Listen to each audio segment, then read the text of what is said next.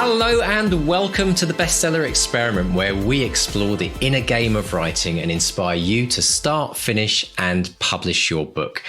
I'm Mark DeVoe, and this week I'm treating you to the best of the Bestseller Experiment.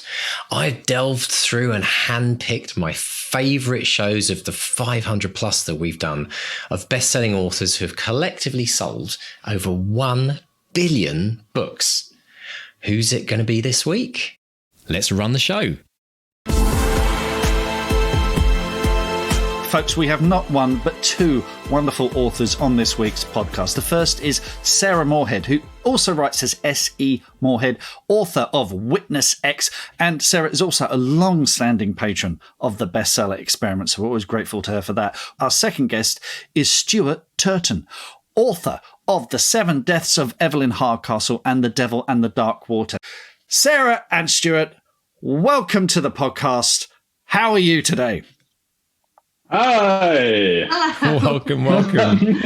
Big energy. That's what we're bringing. Big energy. Big energy.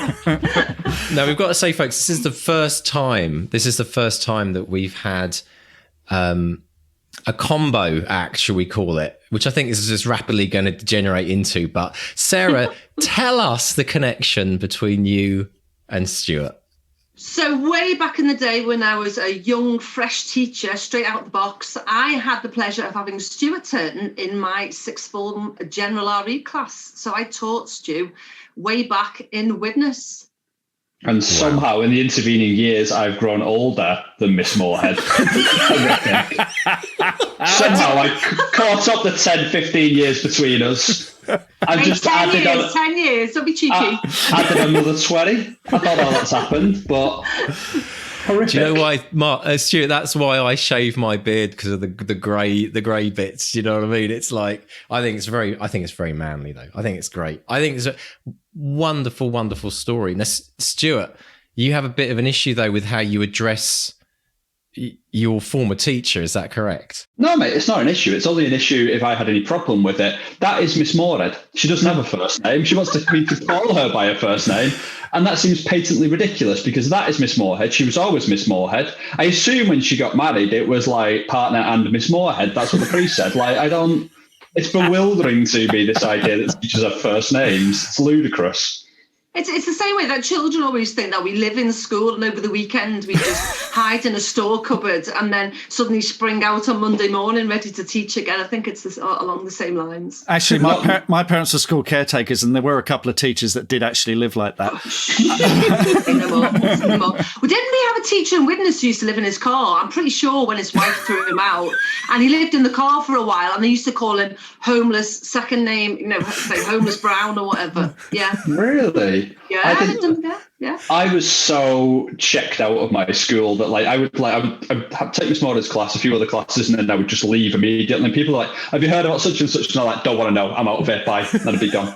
But now that summarises. I do remember. Stuart claims I don't remember him, but I do remember. Doesn't remember me at all. Yeah, honestly, right, at the back of the classroom, arms folded, face like this. Right, what have you got to offer? Am I right, Stuart? Look at the state of it. I'm doing it right now. We've fallen into the old patterns. Honestly, and that must be how many years ago? How old are you now? About 41. Right, going so 67. So that's 25 years, isn't it? That's about 25 years ago. Arms folded like that. What have you got to offer? That was your, you didn't say that, but that was your my demeanour. Demeanour. Sarah, can you tell us? I want to talk about how you guys got back together, so to speak. Something happened on Twitter back in August 2020. Can you take us back to that? Can we just, first of all, sorry to keep interrupting, but when you just announced that something happened on Twitter in 2020, everyone's going to be like, it was a nice thing that happened on Twitter. One of the very few nice things, everybody. Yeah, that's what makes it remarkable. Yeah.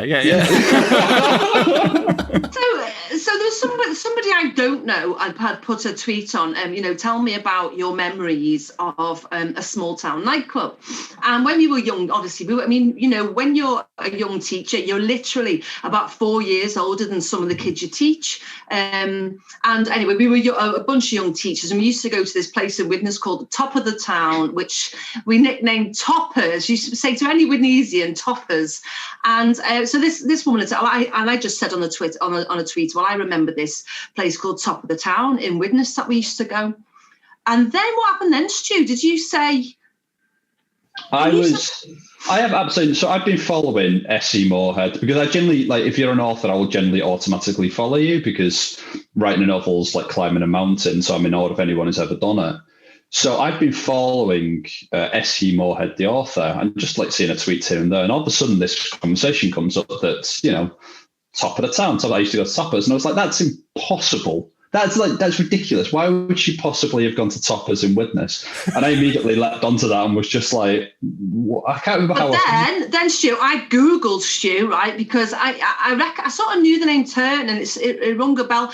I thought it was a Viking word because the word Widnes is a Viking word for the wide nose of the Mersey, which is why this is sign language for Widnes, not because it smells like.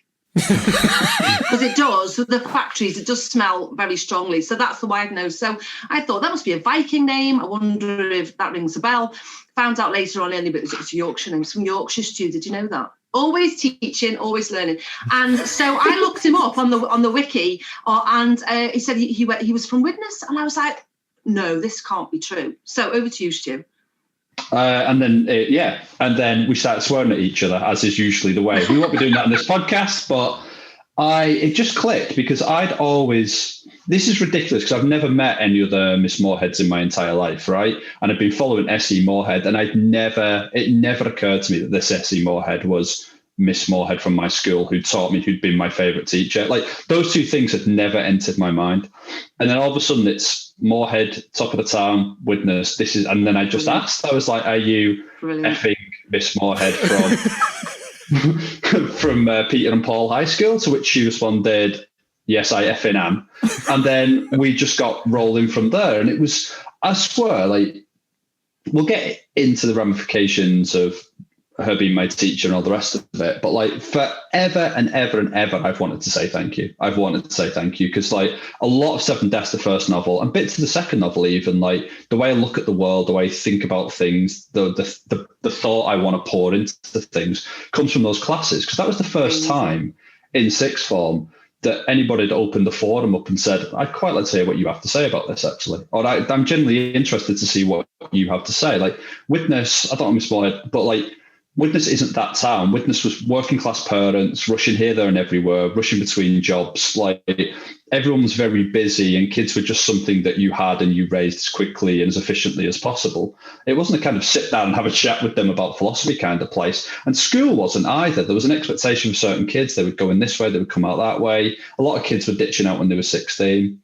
There wasn't a lot of high ambition around me, should we put it that way? And to have somebody just be like, hey, what do you think about the afterlife? What do you think about justice? What do you think about all these big topics? It was incredible. So it became the only class in school that I wanted to go to, that I had any interest in being in. The rest were just like on my way to go into university because, and I've said this elsewhere, my only interest in Widnes was leaving it as quickly as possible. Like I did not want to be there growing up. I had no interest in that town whatsoever. I just wanted to get my education and be gone. And then all of a sudden there's this class and I'm like, oh, wait, there's something here that I'm actually enjoying. This is interesting. And it's interesting also because Widnes is quite a small town. It's very insular. And, I've gone in as a Scouser. I'm quite gobby, in case you haven't noticed. And then for 6 months, the kids would just look at you. You come into the classroom and here's an outsider and how do we adapt to her? And eventually they kind of warm up to you. And I think, the beauty of RE, because I don't think, if I couldn't teach RE, I don't think I would teach anything else. Is that exactly right? That, we treat everybody the same and we're very interested in big ideas. And I think what Stuart needed at that time was just sort of like tapping into the philosophy of it, really, into philosophy, into big questions, into big ideas, and into big, exploring the big ideas. And I think that's why, you might have enjoyed it so much. But it is so amazing. Absolutely life affirming to hear somebody say that something you did for, maybe once or twice a week, 25 years ago, actually had an impact on me that made me produce this. And I just cannot tell you what that feels like. I can't, it's like raising this amazing kid, or, just winning an award. It actually, Stu, feels like winning an award to me, because teaching is a very, very difficult subject, a difficult career. And I'm pretty sure that we're the only species who teach offspring other than our own. And to be able to get feedback, because you don't often get feedback, you normally just get 16-year-olds go, what, do you have to do that? I haven't got my homework, that kind of thing. And it can be really, difficult at times. And then when children grow up and they look back and they think about, we all do it with our parents. I think we look and we really understand and we see things.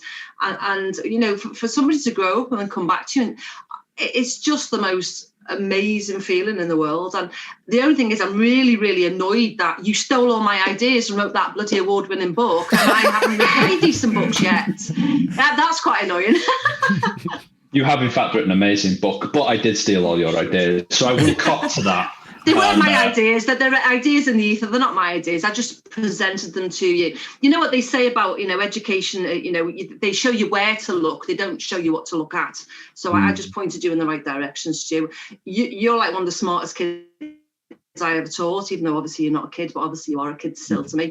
I mean, your brain did all the work, but I think I feel really lucky just to have introduced you to some very, very interesting ideas. But that brings us on to the other thing as well that happened in Miss Moorhead's class. It wasn't just about the ideas, and it just wasn't about Miss Moorhead was the teacher who took an interest and was like, actually, you don't speak much, but when you do, you're quite bright, aren't you? And I was like, yeah, because again, I had my head down just trying to get out of there as quickly as possible. I didn't want to be noticed. I didn't want anyone to pay attention. I just wanted to be gone. So I would come in every day, I'd do my lessons to like the bare minimum of effort that would get me my B's so I could go into university. And I was like, but then suddenly Miss Moorhead's just like, hang on a minute. No, you stand up and say something because I'm interested. And that was, again, it was interesting. It was like, oh, good, somebody's actually looking at me. And then you get all that confidence then. You get confidence to speak. You get confidence to drill into your own ideas. Somebody isn't shutting you down when you're talking. So it made a huge, huge difference. Do you think, Stu, that that was the moment you kind of discovered your voice as an author? Were you already writing at that point, or was it really coming out from school that you started taking an interest in being an author?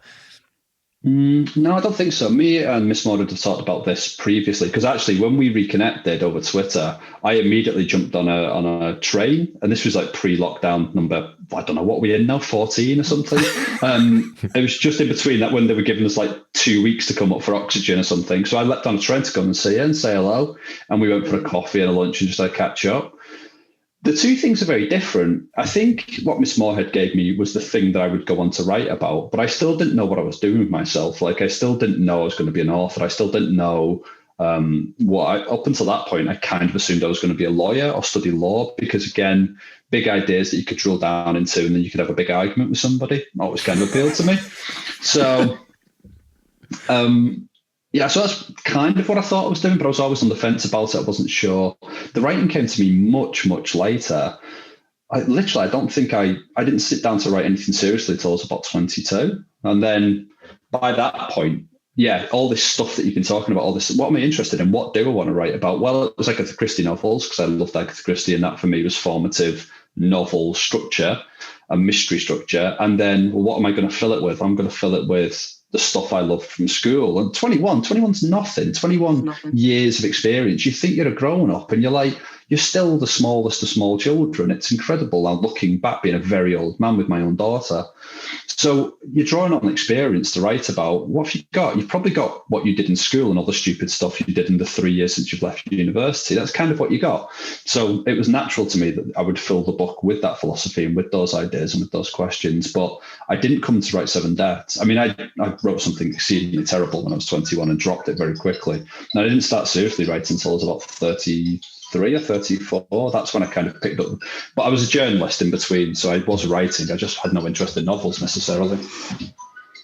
And Sarah, with the connection that you had with Stuart, I mean, you mentioned one of the biggest things is that it's very rare, a bit like an author, actually. It's very rare to get feedback, isn't it, from the people that have been part of the work that you've done. How did it feel for you in terms of, if you put it with everything else that you've achieved in your life, getting that kind of feedback from Stu, what did that mean to you on a par with some of the other kind of big parts of your life? Well, what you have to understand is that, I teach RE and I'm a person of faith. And so for me, teaching is very much a vocation. It's very much a vocation. And when your job is that meaningful, then you can put an awful lot of yourself into it. And therefore, it's very valuable. It's a very valuable, important thing to do. And it can be very costly on a personal level and in energy wise and in worries and all these other things. So when somebody tells you affirms you in the way that Stuart's affirmed me, and the very fact that we're so lucky to talk about all these ideas and to share this kind of philosophy and these faith ideas and whatever, then what it means is it validated my choice as a teacher to become a teacher, because I realized that the things I wanted to achieve, when you're very young, very idealistic, and you want to change the world and you want to change people's minds and you want to, move hearts and minds, then that can wear off after 20 years sometimes. I'd say it could wear off a bit quicker than that for most teachers, right? Yeah, and there's something like a quarter of teachers now will leave within the first 2 years because it is very demanding. But I was lucky, as I say, because it was a vocation and because it was very meaningful to me. So, yeah, of course, it's validated a really important part of my life choices. So I think that's really important. Can I, Sarah, you put, folks, we'll put a link to a thread on Twitter where Sarah reveals all this and you can see the sweary conversation between Sarah and Stu online. But you sent me a photo, which I think is part of the Twitter thread, which is Stu's dedication. He wrote a dedication to you in 7 deaths. Are you guys okay if I read that out? Because I think it's quite pertinent to this. So he's put to Sarah, back when you were Miss Moorhead, you told a 16-year-old me that RE wasn't about prayers. It was about big questions. What happens to us after we die? What do we deserve from our life? What do we owe others? I didn't have any answers for you. I still don't. But I never stopped wondering. You changed me. I ended up writing this book. I never said thank you, so thank you, which is just lovely. But that thing of never stopped wondering, that's very much fueling the tank for writers, isn't it? That kicking off, because that, I think, to be a writer, you have to be curious about the world. You have to be curious about people, don't you? Yeah, for sure. And, when people say, what the biggest questions, one of the most frequently asked questions of an author is, where do you get your ideas from? I just go, look out the window, look at the newspaper, look on the television, look at your best friend, listen to conversations. There are massive ideas and love and trauma and loss and excitement and curiosity everywhere. It's just brimming. The world is full of life, creation's full of excitement and ideas and extremes. So how, as somebody who loves words, how can you not respond but to put it down in words? That's the other thing as well, isn't it? When you get people occasionally in panels and come in and asking about being an author.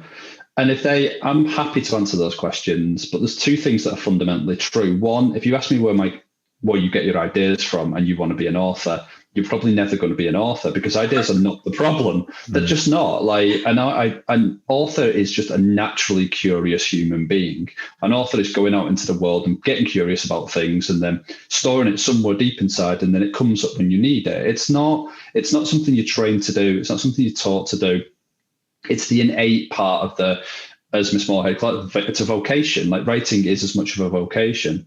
So you can't, that question, again, where do your ideas come from? That's not the problem. Time is the problem. Time to get all these ideas into paper, time to dig into them, to do them justice, to do what you need with them. That's always been my thing, that I will talk to you all day long about structure and learning to write and how learning to pace a novel and learn all these technical things. But the very act of being an author is basically 3 innate things. And a huge part of that is curiosity. And so when I didn't know I wanted to be an author, I didn't know I wanted to write, but going into Miss Moorhead's class and having curiosity be something that was the focus of the class, that is rewarded, that was engaged with. Again, especially in witness, where curiosity wasn't the order of the day, right? Like, it was really sort of like, prepare yourselves for whatever sort of like career you're going to have beyond this. And most of those careers was like quit school and go and work in your warehouse or a chemical factory or whatever was around us, make some money and go out into the world and be of use. Curiosity wasn't a thing that a lot of my friends necessarily had. And so to have this venue, to have this forum for curiosity, it was incredibly valuable to me, because it wasn't a nuisance anymore, right? It was possibly the first place where me asking questions and me wondering about things wasn't seen as a complete waste of time. Yes, and I've come back to this idea about curiosity, and what you just said there, Stuart, you felt as though, not that there was something wrong with you, but that you felt as though you had something going on that was different. And I'm starting to think, the longer I get into writing, that I think writers are just neurologically different. I think there's things going on in our brains that you're right, we do take ideas and we do store them, we do need to express them, we do see things slightly differently, we do probably, you know what, I think it was Graham Greene who said we have a slither of ice in our hearts because we can observe uncompassionately at times, because we're taking it all in. That curiosity can just be a bit different. And when you do have that way of being inside yourself and a calling to writing, if you like, you can feel a little bit different, and you can feel a little bit though there's something going on, and is there something wrong with me? And then you start writing, and then you just start blossoming. I can't even say the word blossoming. And for me as well, I have, and I'm pretty open about it, I have anxiety disorder, and it's kind of well under wraps at the moment, but there can be difficult times. And now looking back as an adult, I realise I think that's part of my writer brain, because you've kind of got like a high-powered laser going on in there, and it's doing stuff, and it needs to get out, and it needs to express itself. And when you're not writing, Kafka, an unwriting writer, is a monster causing insanity. All your brain power is going off, and unless you direct it somewhere, unless you direct that laser, then it can cause havoc. So I do think there's an awful lot of things. I think the brain's absolutely fascinating anyway, as you'll know if you read any of my books. But I think the writer's brain is a really interesting place to be. Yeah, because I always liken it to when I've got a novel. There's only basically, in the last sort of 5 years, there's only been about 2 months where I didn't have a novel on the go. And the bit of so that novel is always perched somewhere in the back of my head. It's always been thought about, even when I'm talking to my loved ones and sitting down and eating my dinner and going out to parties and drinking with my friends, there's still a bit at the back of my head that's noodling over plot, that's noodling over the novel. It's always there. It's a song. It's just in the background. It's an earworm that you can't ever get rid of, and it is maddening. And it's noticeable that when I stop writing for those 2 months between novels 1 and 2, I slept so much better. I was healthier. I just went out into the world and did other things. I was more fully engaged. I'm very when I talk to people, words can sometimes be difficult to come by. I'm sometimes a bit addled, because there's another bit of my brain, 70% of my brain, that's off doing something else all the time. So true. That is and so true. Bonkers. Yeah. It's very, very strange. So if I didn't have a novel at the end of it, I don't know what people would make of me, because now it could just be written off, like this beard and this stupid hair and the glasses. It can all be written off as an author. Oh, he's an author. That's fine. Yeah, he's a bit away with the furries, isn't he? It's absolutely fine because I'm an author. But if I didn't have that, I'd just be a strange man wandering through town, muttering to myself. Exactly. I suspect. Yeah. It's interesting what you say about not being able to string a sentence together, because sometimes, as you say, we can write really eloquently, but then sometimes you cannot use the words. And my husband says to me, use words, sentence, use words. And I'm a writer, not necessarily a speaker. I can write things down, but sometimes, as you rightly say, and I call it bubblegum for the brain. My brain is doing something and it keeps me out of trouble. It's there you go. When I've got my novel going on, I'm calm. I know what I'm doing. There's something going on. And it stops me worrying. So I call it like a bubblegum for the brain. Yeah. It's fascinating listening to both of you, because I think you've just validated the entire world of authors listening to this podcast. I'm like, that's me. And it's so refreshing to hear you put it in such a way, and also to hear your kind of different perspectives, which are obviously very similar as well, based on the experiences you've had. But well, I think it's absolutely right. I don't think I've ever met an author who's not anxious, because I think we have that empathy for other people. We're used to putting ourselves in other people's shoes. Yes. We always try and think of things from the other point of view, because that's just what we have to do as a writer when you're, writing a scene or whatever. Okay, what are they thinking? What are they thinking? What do they want from this scene?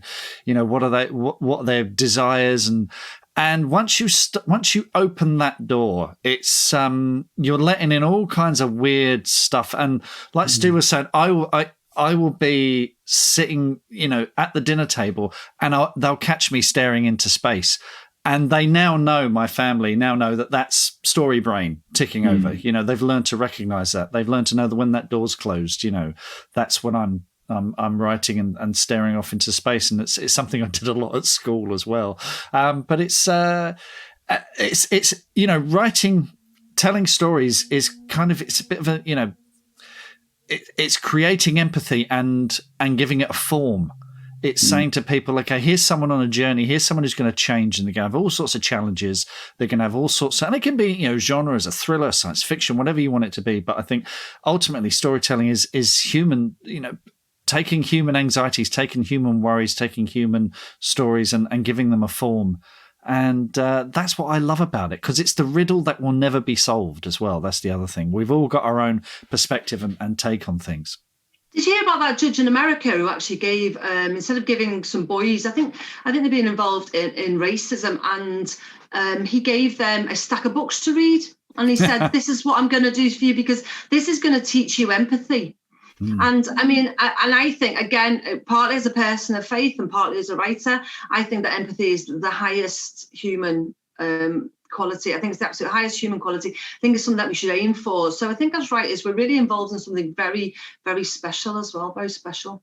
Yeah, it's fascinating. Absolutely wonderful forward thinking. I'd like to ask you both a bit about your actual book journey as well. Now, Sarah, we've actually journeyed with you for how many years is it now since you've been part of the BXP team and the Patreon? Well, at least 4. It's taken me 4 bloody years to get on here, and I'm finally on. But only because I know Stu Turton. It's not because you want me. I know Stuart. I'm just a donkey to your Shrek. I know. She doesn't even remember me. I do.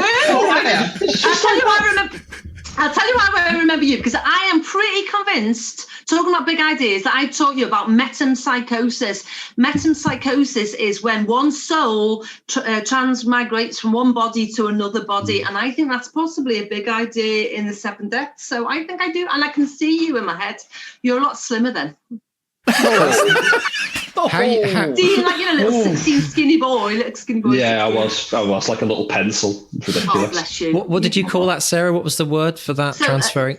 So metempsychosis. Metempsychosis is, when a soul goes from one body to another. And I think that's sort of where 7 Deaths of Evelyn Hardcastle, there's very much something like that in it, I would say. How did you get from metempsychosis from I'm just a donkey to your Shrek?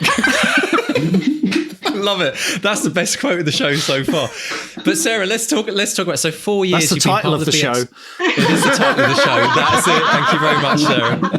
We're always listening out for it. Yeah. Mark's the pro at picking it. But Sarah, I'm fascinated because you've been part of the BXP team for 4 years now. We journeyed with you, and I specifically remember a post not that long ago where you were celebrating, because one of the big things we always talk about is celebrate your successes. Yeah. Tell us when something great happens. Tell us about that moment when Witness X hit Amazon. Oh yeah, well it was just. I think it was was it because of you, Stuart? Was it because of?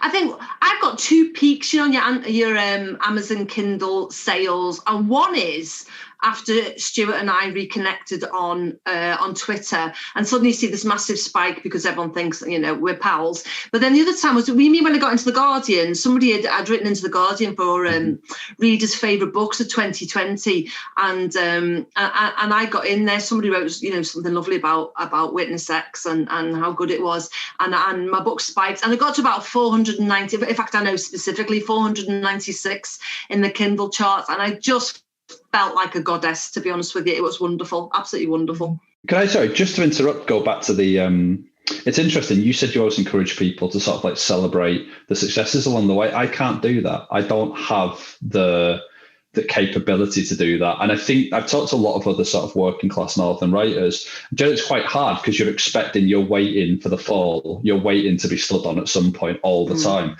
So all the way through this, no matter what happened, I'm constantly like, I don't celebrate. I was like, everyone in my family popping champagne, and I'm like, put it back in because we've still got to do this next thing. What are you doing?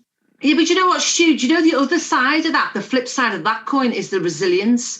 Because I've had a real roller coaster. I've had a lot of ups and downs, and I think again that the flip side of the kind of maybe not celebrating too much is being really resilient. And I am so determined, to get there and to make it work, that I've taken quite a few knocks and brushed them off and got up and got on with it. So I think they're definitely the two sides of the same coin. Yeah, and you're not alone, Stu. The very reason why we have to say out loud on this show, tell us when something great happens, even big or small wins. In the academy that we run, we have a forum dedicated to big and small wins. And like if somebody said, I wrote 200 words the other day, and we're like, brilliant, and somebody else said, I finally finished, I wrote the end, and so there's complete extremes, but it's because writers generally, and I think we could say human beings generally, are very bad at not or unable to stop and celebrate those moments. And without going too much into the world of RE, Sarah, life is about having to stop and enjoy the journey at moments and acknowledge where we're at, because otherwise we just go through that. Well, I think it was a Plato who said, a life unreflected is not worth living. I'm not sure it was Plato, but yeah, I think reflection and gratitude, massively important. Yeah. I think with because I have a working class background as well, and there is always that imposter syndrome, and you're waiting for someone to tap you on the shoulder and go, no, you're not an author, mate. Go. There's the door. So that there is that anxiety, and it is all part of that makeup. But one of the things I love about social media and the online community that we've got in the Academy and the Bestseller Experiment is we do cheer each other on, and it's so difficult to find that online. And it's like you, Stu, if you go back to the beginning of this podcast, I couldn't, and I still find it difficult to celebrate. I'll finish a draft, it'll be like, okay, great, done that, on to the next thing, let's keep going. But Mr. D has got under my skin these last 4.5 years in a way that I find very disturbing. I'm a much more cheerful and optimistic person, and I'm still not totally sold on it, but yeah. Is this why you changed your name to Mark? Because it used to be like George. Yeah. He's part of my cult. Yeah. Is Mr. Stay, right? In fact, if you want, I've got a spare Mark Turton badge if you fancy joining after the show. But Stu, we're going to stop and celebrate though, because Mark mentioned before we started this interview something pretty phenomenal, and I think it's important to acknowledge what's happened with your book. 7 Deaths of Evelyn Hardcastle Netflix series. Take us back, because I know there's been quite a story with this book. But take us back to that moment where it became like it was real, because we know that sometimes there's rumors going around, it may or may not happen, but the moment you actually found out it was going to happen, how did that feel? God, I'm awful at this. It felt fine. It was okay. It was, I like money and they're going to give me some. So that was awesome. It's not, I know it's what everybody wants, but if I'd thought 7 Deaths would make a good television series, I would have written a television series. So the idea that somebody else is taking it away from me and they're going to write it, I'm completely divorced from it. I don't feel... it's not me. It's not a part of me. It's not something I'm emotionally attached to. I give it away to see what someone else could do with it. So again, it comes to that big highs and lows thing. I'm happy that it's gone away, because that was, for me, I invest totally in whatever I'm working on. But once it's gone, it's gone. I don't think about it a day longer. So 7 Deaths was a book away. So it's dead to me, and all the adaptations of it are dead to me. There's something else. What's not dead to me, as I say, and this never gets talked about enough, there's an economic reality to being an author. It's lovely being an author. You can pat yourself on the back about it all day, but you need to earn money, because money is the thing that allows you to focus on it full time. It allows you to sort of justify carrying on doing it when that impulse dries up some days. This adaptation gives me some security to, you know, have a nicer house and sort of like buy shoes for my daughter and, you know, just see all the hard work. Because 7 Deaths was, I gave up a lot for 7 Deaths. I was living in another country. I just met my girlfriend, who is now my wife. 6 months into meeting, I was like, we've got to leave Dubai. We're working. We've got to leave these amazing jobs we have, this amazing apartment we've got, and go back to England and live in London, because this is a very British book and I need the class system and I need rain and I need gloomy people. We put a lot on the line for it, and we were living on no money for about 1.5 years, 2 years while I wrote it. If it had not been successful, I couldn't look back on that period as successful. I couldn't look back on the fact that I'd written a book because I gave up so much to do it. It would have felt like a step backwards. It would have felt like a leap in the dark that had hit a wall. So yeah, I mean, not to be too glum about it, which I'm hoping I'm not, but like it's great that it's happened. It's great that it brings the book and the story to more people, because I'm fantastically proud of that story, but it's not mine. It's not something that I am personally attached to. Mm. But also, I think that tells you an awful lot about what we do as writers. I mean, you know, a book's a two-way thing. It's you write it and put it out there, and then it's for the reader to interpret and express and understand and take it further. And that's the nature of what we do. You have it and you give it away. It's like having a child, and you do your best and you bring them up and you give them a foundation, and then they're off in the world, and whatever happens then is really, you know, out of your hands. Yeah, I always kind of think of it as like you know, your child leaves home with a backpack on and they go off traveling around the world. You've no idea where they're going to go. Yeah. You've no idea who they're going to bump into, who loves them, who can't stand them. And very occasionally you might get a postcard sent back saying, hey, guess what? Yeah. That's what you asked you to exactly. I mean, Moorhead, you're my postcard, You're my postcard. Yeah. Sounds like an American love film that are like, you complete me, you know. Don't swear on the postcard, Stu. Whatever you do not swear on the postcard. Because that's the other interesting thing. Like, it's funny when novels go out into the world, right? Like the second one, Devil. So that one's been optioned now, right? And if that one comes onto the screen, I'll be much more involved with that one. I'll be writing scripts for that and I'll be exec producing that. So like, that's a weird one because that's gone into the world and I've had to sort of like purposely keep hold of a little bit of it because it may be useful to me quite soon. But the only times otherwise when the novel goes into the world is when somebody comes back to me and says, actually, I read this book and I needed it at this time. It did a thing for me. Like I was feeling this and it really helped. And that is incredible because that was obviously not the purpose of the novel. That's just the power of all novels. So that's like kind of the only other time when I'm like proud of these things. It's funny, isn't it? It's fascinating, isn't it? Now, one of the other things I wanted to ask you, Stu, which I find fascinating is I know that there's occasions when things go to America and they have to do a name change. So my favourite band, Air, I think they ended up being Air, the band in America. That's how they were known. But I noticed that your novel in America is called 7.5 Deaths of Even Half Castle rather than the 7 Deaths. Like, what? Where did that come from? How did you get an extra half? Because there was a very long story, which I'm going to try and compress the best way I can. But when the novel was originally bought in the US, my editor truly believed in me, but the company behind her had not read it. So they bought it for about 25 pence and then we're just going to put it out. And then the rest of the company read it, really liked it, suddenly got quite excited about it and was like, what about if we market this book instead? And that's kind of the way the conversation went. So to do that, they wanted more time. So they delayed it for about 6 or 7 months so that he'd get some marketing lead up and start thinking of what to do with it. And in the intervening time, a book came out in the US called The 7 Husbands of Evelyn Hugo, which you could not, it's one of those things. It's a real incredible freak occurrence. We as authors don't know each other. We'd never conversed. There was nothing in the air. It was just we had these two incredibly similar titles. And something about the way the US sells its books, which I still don't fully understand, means that bookstores are incredibly hesitant to have two novels with similar titles in the same bookstore because it can adversely affect the sales of either one of them. So they wanted a change. And we spent 2 or 3 months just going around in circles looking for like names for this book. And the problem is we'd already come up with the perfect name for this story. There couldn't be there is no better title for this book because there's the clue to the entire thing, like spoilers ahead. So please stop listening right now for 3 seconds. Okay. 3. It's just that like the clue to the entire thing is in the title of the book, right? The title of the book is a double entendre. It's doing a lot of different things. I couldn't get a better title. And we were getting increasingly desperate and the titles were getting increasingly terrible. And that's the way desperation goes. It was like, now it's going to be The Everlasting Life of Evelyn Hardcastle. And you're like, well, have you read the books? That's very clearly not what happens to her. It was terrible.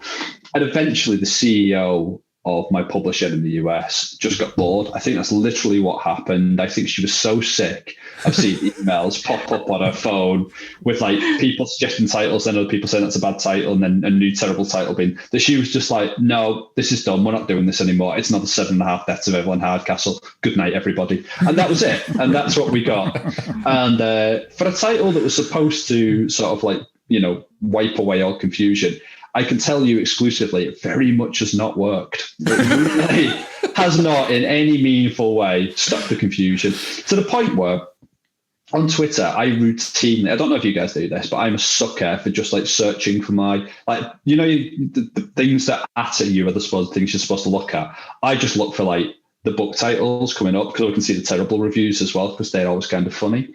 So the amount of people who are just like The 7 Husbands of Evelyn Hugo and The 7 Deaths of Evelyn Hardcastle, what's that about? Like, why would they ever choose to do that? It's insane. Like, we were just sat there being like, this will screw them up. But the best part about this story is that I was at a festival a couple of years ago. Lovely old man came up to me and he had in his hands The 7 Deaths of Evelyn Hugo, the 7 Husbands of Evelyn Hugo, The 7 Deaths of Evelyn Hardcastle, and The 7.5 Deaths of Evelyn Hardcastle. And he bought the 3 thinking they were a trilogy for his granddaughter. He loved mystery novels. God bless him. And I explained it to him and he still made me sign all 3 books. He's going to be like... Well, I've heard that The 7 Husbands of Evelyn Hugo is excellent, so I think his granddaughter was probably very happy. So it all worked out in the end. It's a great way of selling more books in some ways, isn't it? Yeah, well, we've talked about it in the past. Like the author of that novel, we had a little Twitter conversation where we agreed to always like have slightly similar titles for our books going forward. Oh, lovely. To carry on the tradition, but sadly we never got around to it. Brilliant. Excellent stuff. Oh my gosh. And so, Sarah, what's in the pipeline for you coming up? What are you working on right now? So I am in a great place at the moment. I've been in a bit of a dodgy place, but I am now with my fabulous new agent, Ed Wilson. So I'm really excited. I've got someone who's in my corner and who really, is fighting for me. And so I'm looking forward to that. I've just finished a book and we're on editing. So hopefully that will come out maybe within the next year. And you will see me win many, many awards like my Stuart Turton, my ex-pupil Stuart Turton. You'll see me reaching a peak, becoming world famous, writing books with titles like other people and arguing over the half. You've just got to keep hopeful. You've got to have a vision. You've got to see, you've got to envision that success and keep fighting for it. And I know Mr. D would agree with me on that one. I would love to see that happen because it'd be such a beautiful completion of a circle. I really think it'd be brilliant because we always talk about on the podcast, it's like anything that you do as an author, no matter how big or small you think it might be, the reason you've got to share what you're doing is because you're going to inspire somebody out there, someone who doesn't believe in themselves, someone who's had a bad day, someone who's had a crappy life, to this point. It's what we do in our life ultimately is how we show up in the world and what we do in our struggles ultimately that will inspire other people to say, well, if they can do it, maybe I can as well. And I'd love to see that happen, Sarah, because it would be a beautiful kind of closing of the circle with what I think there's an awful lot in sort of talk when you talk about your ideas and you talk about your hopes and talk about your dreams. And I know Mr. Say thinks this is woo woo, but I think you're 100% right, Mr. D, because I think you talk it and eventually it kind of brings it into being, it manifests. I do think there's something in that very much. Yeah. And actually, Mark's definitely turned the stone. I mean, I'm coming around to the idea. I mean, And Stu, what about you in terms of? Are you actually working on a new novel right now? Yeah, yes, because my publisher will kill me stone dead if I don't. I just signed another 2-book deal with Bloomsbury for 2 more books, which was great. So I'm writing those right now. And then we've got the Devil adaptation to work on, and there's a few other projects around. So yeah, it's good times. It's really nice. It's an interesting thing, isn't it? That when you the best thing about sort of having a book that does quite well is that all these other doors open up to you, all these other projects suddenly are available to you, and you've got that window to kind of walk through and sort of do as much as you possibly can do. So I'm in that at the moment. It's lovely, but it's exhausting at the same time, but it's just a wonderful time. Absolutely. Is there one thing that you hope for in the future? Is there something you've kind of got your sights on that you'd love to happen, one of your kind of bucket lists? Yeah, I'd quite like to win an Oscar. That would be great. Get one of them. Excellent. Aiming low then. Well, it's a little tiny gold statue. From what I understand, it's not even real gold, so it doesn't seem that too hard. And I've looked through the long list of people who've won Oscars, and a lot of them were terrible people. So I don't. It's true. It's true story. So I don't really understand how hard this can possibly be. Really. So. Promise us you'll come back on the show to show us if it is actual real gold. We can do some experimentations with it maybe, and after many years on the mantelpiece, if it fades possibly, that would be kind of interesting. We can all try and bite into it and all that sort of stuff. This is chocolate. Talking about real gold, Stu and I were talking the other day about writing as alchemy, weren't we, Stu? We were talking about, one thing that Stu says that I found really interesting was that people are always curious about how a book is written, how it's done. And they're always like, it makes the writer an object of curiosity. And you described it as magic. I think turning words into books is kind of magic. And I described it as alchemy. So maybe you can turn your books into not real gold by getting an Oscar, Stu. I would rather turn them into actual gold with actual alchemy. I think you are. I think you're selling quite a few. I think you'd be okay. It'd be better to shortcut it though, wouldn't it? To take out the entire publication process and just write some words and then turn that into gold coins, which they could sell. You can be the Rumpelstiltskin of the writing world, can't you? Rumpelstiltskin of the writing world. That's what I want to be. Okay, we've lost the plot now, Stu. We've definitely lost the plot. Okay, folks, I think we're going to wrap that up there. And this has been just one of my favourite episodes. I think, even after sort of, what were we, 4.5 years into this, over nearly 320 something episodes, we are constantly surprised by, the amazing journeys of the people that we speak to on this show. So thank you so much, both to Sarah and Stu. Folks, if you want to get in touch, if you've been inspired by this episode, do get in touch. Drop us a line at bestsellerexperiment.com. You'll see a contact tab there. Drop us a line via email. We answer all of them. We're also on Facebook, Bestseller Experiment, Twitter and Instagram at BestsellerXP. Absolutely. And to Sarah and Stu, we know that this conversation is going to continue. We know that you're no doubt going to have many moments down the pub where you're going to share your stories. And I think it's such a heartwarming thing to have been part of today. And thank you so much for bringing your fun games and your laughter and light to this show, because it's truly a brilliant story. And just massive success to both of you ongoing. And may you continue to both inspire each other and everyone else out in the world. So thank you so much, both of you. That's really kind. Thanks, mate. I appreciate that. Excellent. Bye, Miss Moorhead. Bye, Stuart. Be good. So it's a goodbye from Mark 1. And a goodbye from Mark 2. Goodbye. Goodbye. Bye. Goodbye. Bye.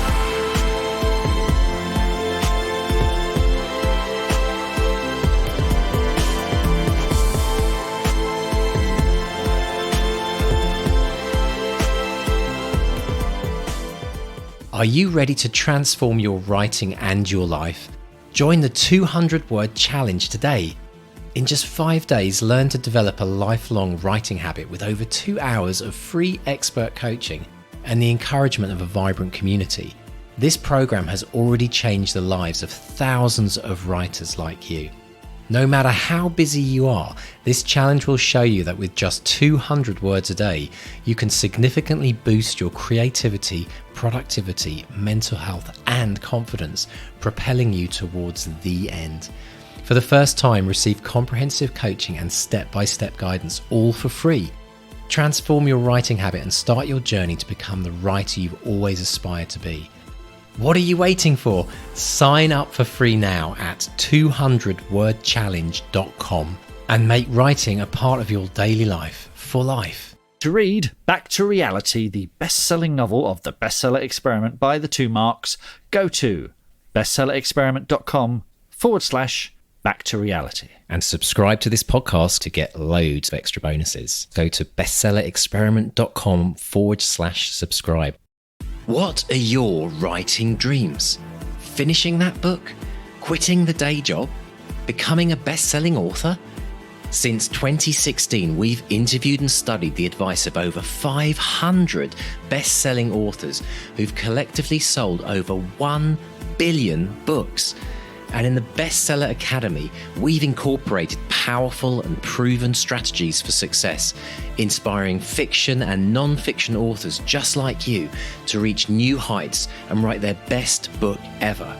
Ready to take your writing to the next level with accountability, craft, coaching, and the most inspiring and exclusive community of like-minded writers?